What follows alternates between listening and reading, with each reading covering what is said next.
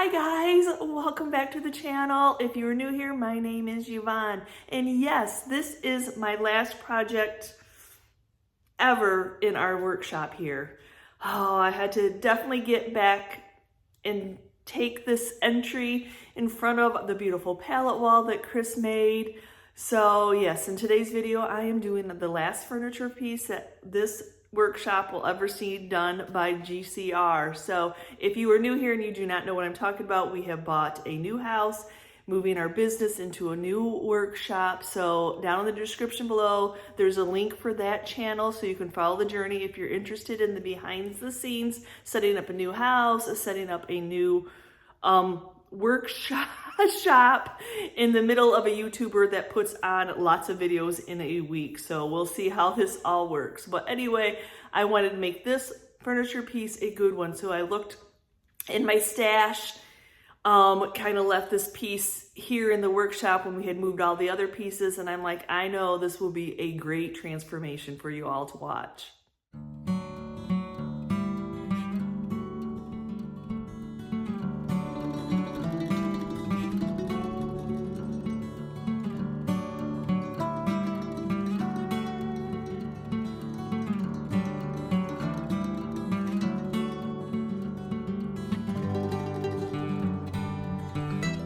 Yes, it sure is a hot mess, but it has solid bones. But it is a little child's armoire. So Chris is actually measuring off to make some shelves. So it can be more than just hanging something in there, and shelves will make it more of a multi-purpose piece of furniture.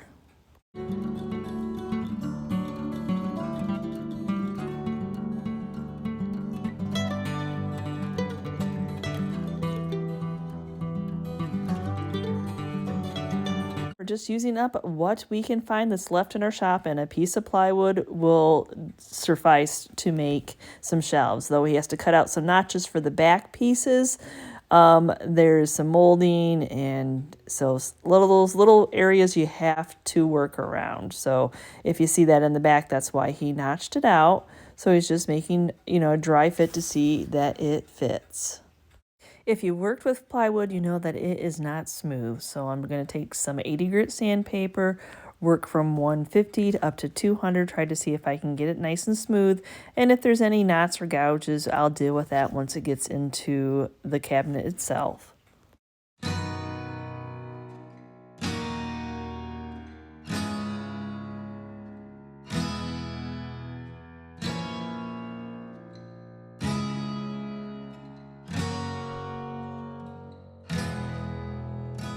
Now it's time to start putting in the two shelves. He just made two. He already has some resting brackets. That's what's already in there. The other piece of wood is a spacer, so he can evenly space the two on top of each other. But yes, these are pieces of wood that give the shelf something to rest on, some stability. So he's going to use some Titebond glue to glue it in place, and then he'll use his brad nailer to brad it so it's nice and secure from the outside.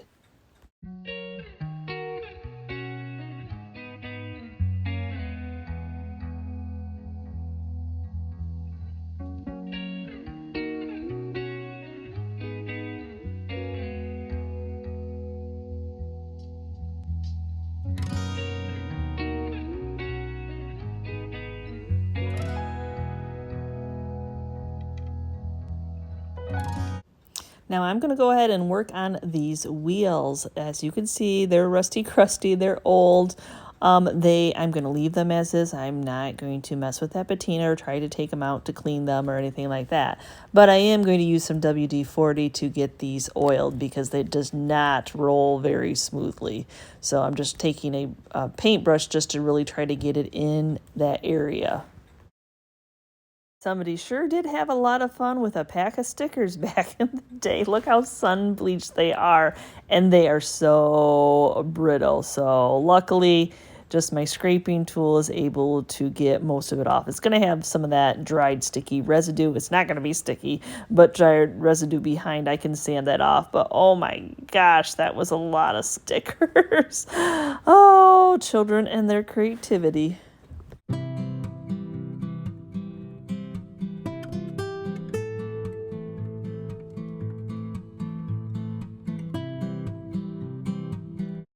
Now that I got those all off, I'm going to go behind and I have some 80 grit sandpaper. This is really hard wood, y'all.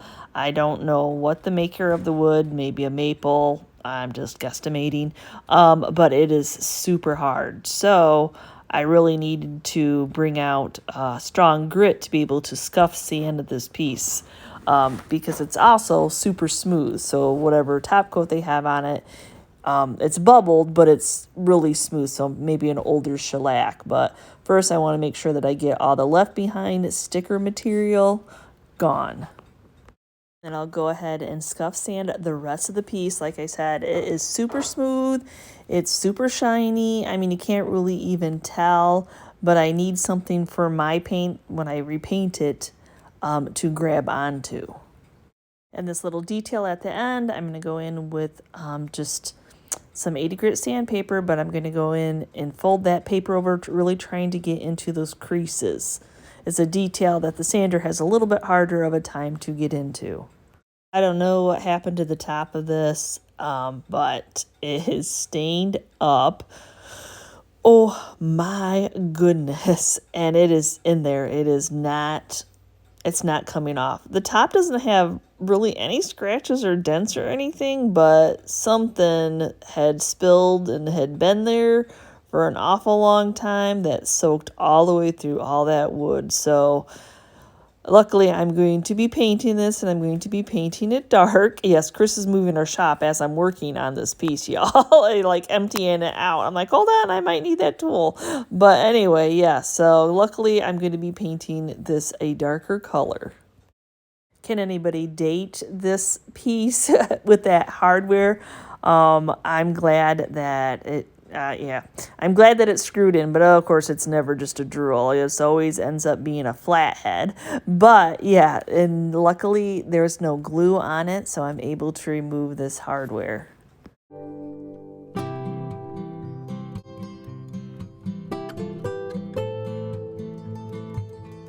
I do believe the front images are all bubbled, so I'm guessing either they were removed and then the glue bubbled, or they disintegrated because you kind of see like a little face there, sun faded. You know, they make things a little bit differently now than they used to, but as I'm sanding it, you can almost see the image. So I need to get all this bubbled, sanded nice and smooth, and then scuff sand the rest of this front of the drawer.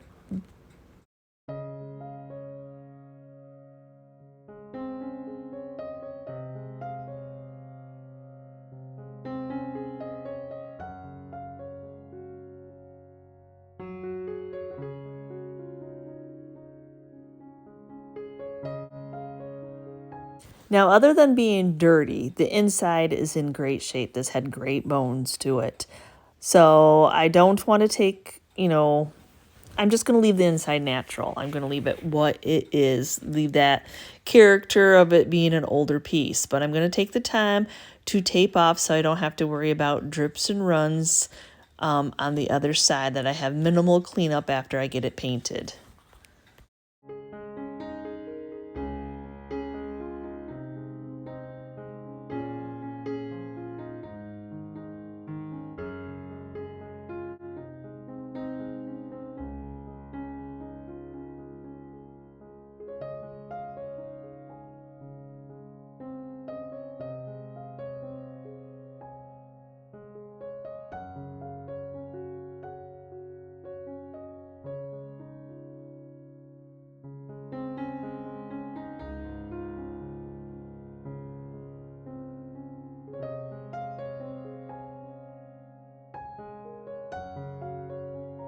I know I'm going to surprise y'all because I'm not reusing that hardware. Y'all knew that already, but I need to fill in my hole. So I'm going to be using some wood fill Bondo to do that. If you're wondering like the difference between wood fill Bondo or spackle or wood filler, wood putty, this just dries really fast. So like once you start mixing the two, it's got a hardener in it. Like within 15-20 minutes, it's dry and ready to sand. So if you need to get something filled and you want to get working on it and not wait hours for the others to dry, this is your go-to.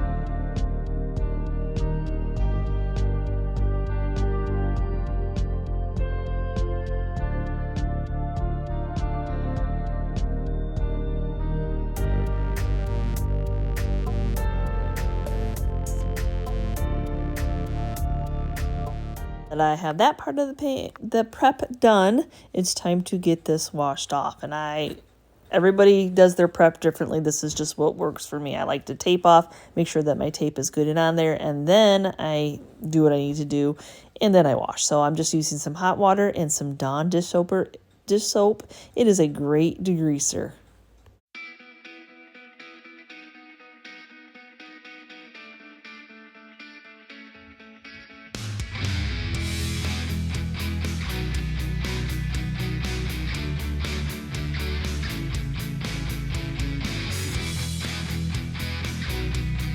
Now that my pieces are dry from washing and cleaning, they are ready for some primer. And what I'm using today is some shellac. I like the spray shellac.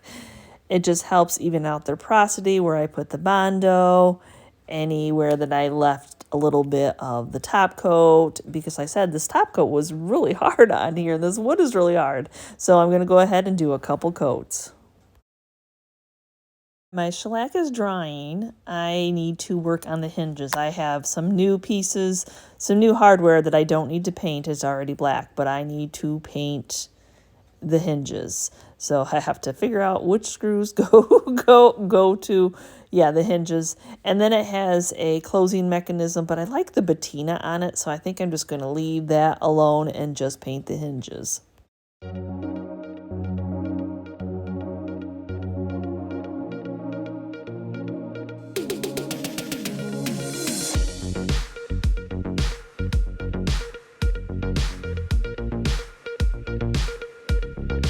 Oh, wait till you see this color. Oh my goodness, Basil. So we're using Sweet Pickins milk paint in the Basil color. Oh my heart.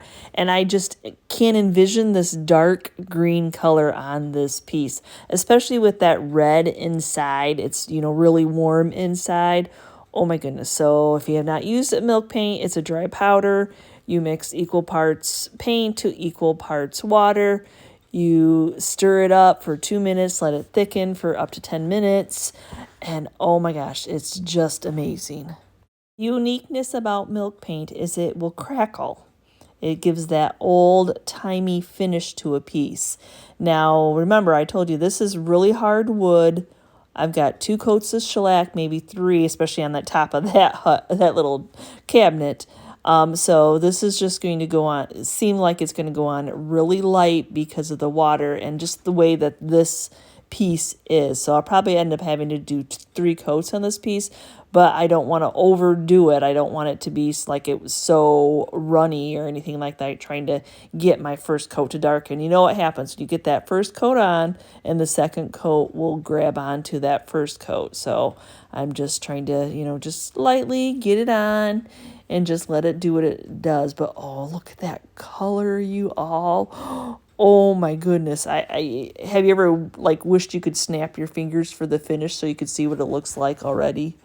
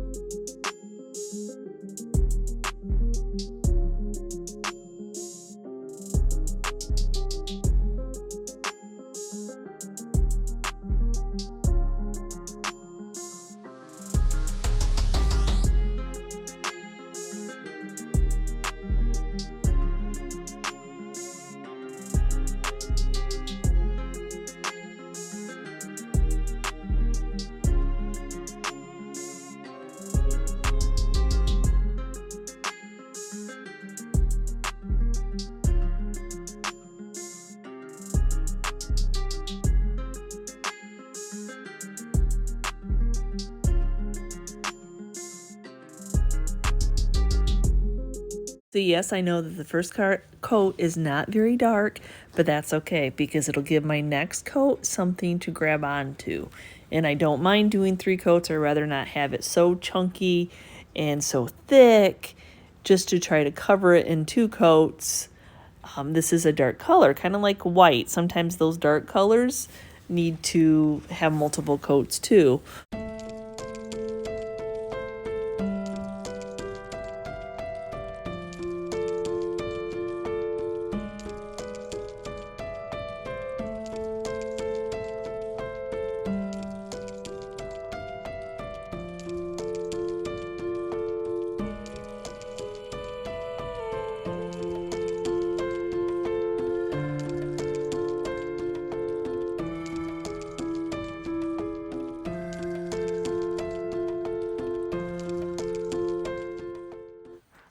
Now I'm on to my 3rd coat, but as soon as I get this applied, I'm going to grab the heat gun. I'm going to start applying heat and help it along to do some crackles.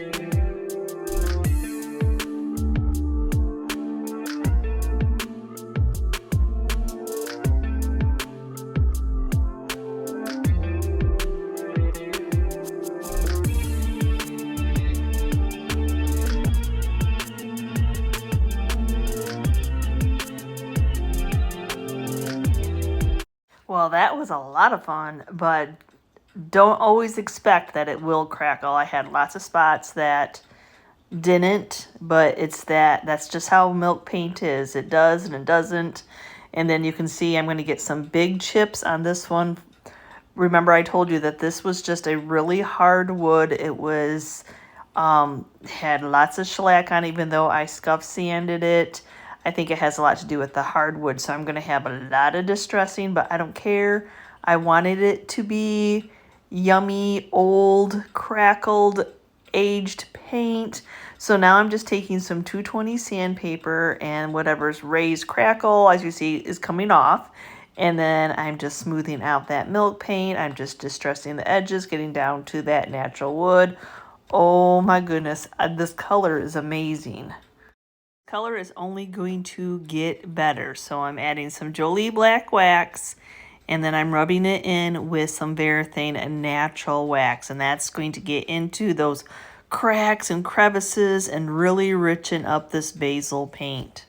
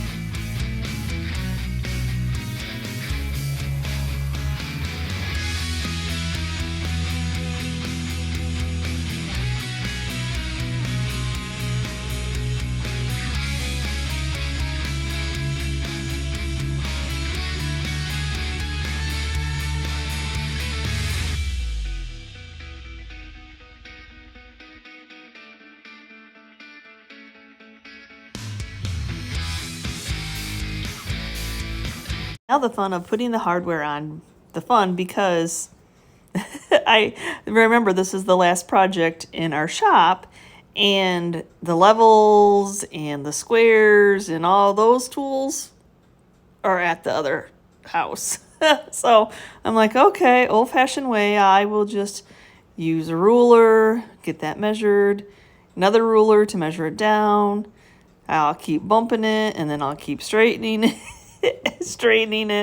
Oh my goodness. It's okay. It's okay. I can do this. Of course, the nails, the screws that came with this are flatheads. Of course they are. I think we used this, maybe we haven't used this hardware because I don't remember it being flatheads. I ordered these off of Amazon. I love these drawer pulls. Oh, you know, it's always something.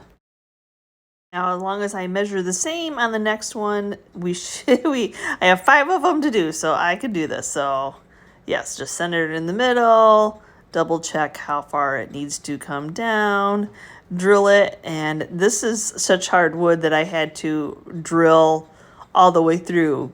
You want your drill bit to be a little bit smaller than what your screw is so it bites in and really stays there. And then usually you can drill it in, screw it in and it'll start biting, but I had to actually take the other screws out and re-drill them all the way through because they just were not going to go in any deeper. I told you this was some hard wood. So I got all 5 drawers completed. Now I need to work on the door. I have a knob that I need to put on the door. But first I'm going to remove the tape. Once you remove that tape, there's always that hard, crusty edge where the paint just kind of dried. So I want to remove the tape. I want to take some 220 sandpaper. I want to sand off that sharp edge. I'm going to give the door one last cleaning. You always think that it's clean, but I always like to go back over it, see, look at between sanding and just gunk that was on it, and this is my final step. I know some people clean their entire pieces first, but I just clean on the sections that I'm working on at a time. And then I decided that I'm just going to re-drill one of the holes that I filled with Bondo. Just when I looked at the front of it, I kind of really do vision the knob being in there. So the nice thing about Bondo, as you see, it's really strong. So it should still be a nice tight fit.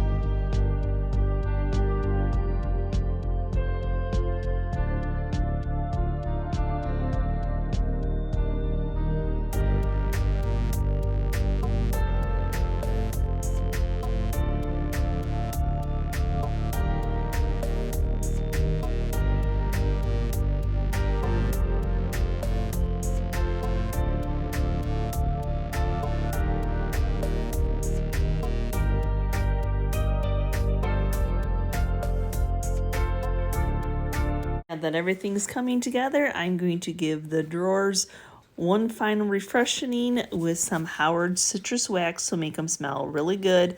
And then I'll go over to the cabinet itself and make sure I run a little bit of wax on the slides so they slide in and out easily.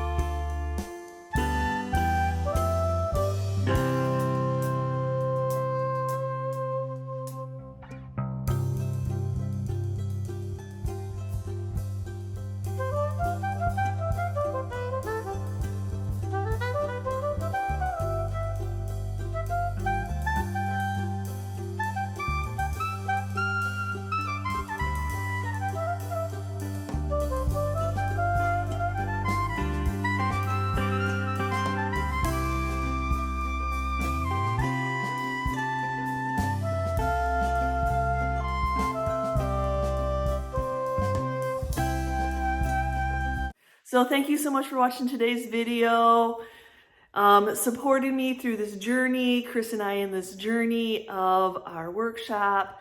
It'll be totally different background in our new shop, and it'll be a little bit different figuring it all out. But what did you think of today's piece? Oh my goodness. So I know this was a child's armoire, but it doesn't have to be anymore. Oh my goodness. I just love that he was able to make shelves, make extra storage.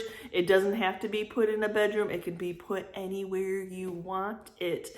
And just a fun color. I just absolutely love the Sweet Pickins paint, the chippiness, the crackling, the unexpected of it all, of what it does, because it really makes those pieces look authentically old, you all, you know. So I am just having a lot of fun, just exploring a lot of colors. I know I started this channel off as a black and white girl, but I guess I just never found those paint lines that I had been looking for. So give me a quick comment down below. Have I inspired you in any way to look at secondhand finds in a new way? And make sure, if you're not subscribed to this channel and you want to check out our Journey channel, that's down in the description. Pop over there. Please subscribe to that channel. We'd love to have you as part of our YouTube family. And we will see you next time, guys. You'll see us in the new workshop.